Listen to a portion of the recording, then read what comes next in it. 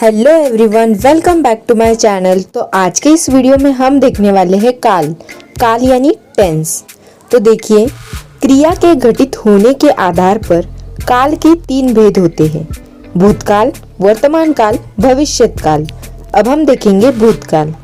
क्रिया के जिस रूप से उसके बीते हुए समय में होने का बोध हो उसे भूतकाल कहते हैं।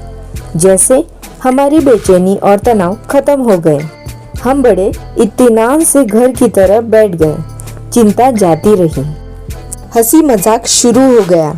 उदाहरण: चित्रा ने खाना खाया, चित्रा खाना खा रही थी, चित्रा खाना खा चुकी थी, चित्रा खाना खा चुकी होगी, चित्रा खाना खाती थी, खाना बना होता तो चित्रा खा लेती।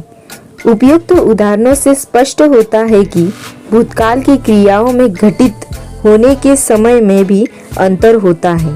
इस प्रकार पर भूतकाल को 6 वर्गों में बांटा गया है। भूतकाल के भेद: सामान्य भूतकाल, अपूर्ण भूतकाल, आसान्य भूतकाल, संदिग्ध भूतकाल, पूर्ण भूतकाल, हेतुमत भूतकाल। अब हम देखेंगे सामान्य भूतकाल।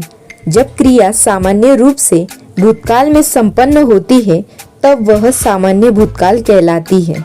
जैसे राजा ने आदेश दिया, नीरजा ने कविता सुनाई। अब हम देखेंगे अपूर्ण भूतकाल। जब क्रिया भूतकाल में आरंभ हो गई हो परंतु अभी समाप्त न हुई हो तब उसे अपूर्ण भूतकाल कहते हैं। जैसे माँ बच्चे को लोरी सुना रही थी, प्रज्ञा विद्यालय जा रही थी। अब हम देखेंगे आसान्य भूतकाल। क्रिया के जिस रूप से उसके अभी अभी समाप्त होने का बोध हो उसे आसान्य भूतकाल कहते हैं। जैसे दादाजी सैर करके आ गए हैं, आया बच्चे को नहला चुकी है। अब हम देखेंगे संदिग्ध भूतकाल। क्रिया के जिस रूप से भूतकाल में क्रिया के पूर्ण होने में संदेह हो उसे संदिग्ध भूतकाल कहते हैं। जैसे स्टेशन पर गाड़ी आ चुकी होगी, पिताजी दफ्तर चले गए होंगे। अब हम देखेंगे पूर्ण भूतकाल। जब क्रिया भूतकाल में बहुत पहले पूर्ण हो चुकी हो तब उसे पूर्ण भूतकाल कहते हैं। जैसे बदलू लाख की चूड़ियां बनाता था, गांव के लोग उससे चूड़ियां ले जाते थे। अब हम देखेंगे हेतुमत भूतकाल। जो क्रिया भूतकाल में संपन्न हो सकती थी परंतु किसी कारणवश नहीं हो सकी उसे हेतुमत भूतकाल कहते हैं। जैसे यदि विभोर समय पर स्टेशन पहुंचता तो उसकी गाड़ी न छूटती, यदि वृक्ष न कटते तो वर्षा समय पर होती। अब दूसरा भेद है जो कि है वर्तमान काल। वर्तमान चल रहे समय को कहते हैं। इस प्रकार क्रिया के जिस रूप से उसके चल रहे समय में होने का बोध होता है उसे वर्तमान काल कहते हैं। जैसे तितली फूलों पर मंडरा रही है, सोनाली गुड़िया से खेल रही है, गीले कपड़ों से पानी टपक रहा है, नौकरानी बर्तन धो रही है। अब हम देखेंगे वर्तमान काल के भेद: सामान्य वर्तमान, अपूर्ण वर्तमान, संदिग्ध वर्तमान। अब हम देखेंगे सामान्य वर्तमान।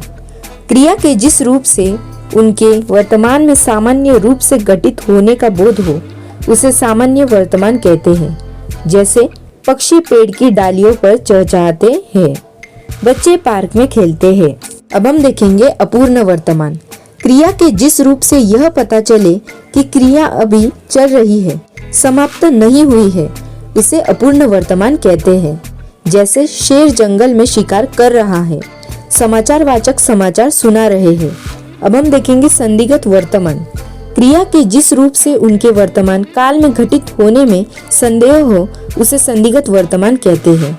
जैसे रमाकांत मंदिर में पूजा करता होगा, उर्वशी मंच पर नृत्य करती होगी। अब हम देखेंगे तीसरा भेद जो कि है भविष्यत काल। भविष्यत यानी आने वाला समय। क्रिया के जिस रूप से उसके आने वाले समय में होने का बोध हो उसे भविष्यत काल कहते हैं।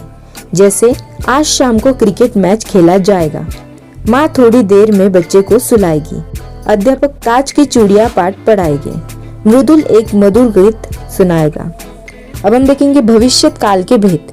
भविष्यत काल के 2 भेद होते हैं: सामान्य भविष्य, संभाव्य भविष्यत। अब हम देखेंगे पहला भेद जो कि है सामान्य भविष्यत। क्रिया के जिस रूप से भविष्य में उनके सामान्य रूप से घटित होने का पता चले उसे सामान्य भविष्यत कहते हैं। जैसे मिताली चित्रकला प्रतियोगिता में भाग लेगी, चैताली नींबू पानी बनाकर सबको पिलाएगी।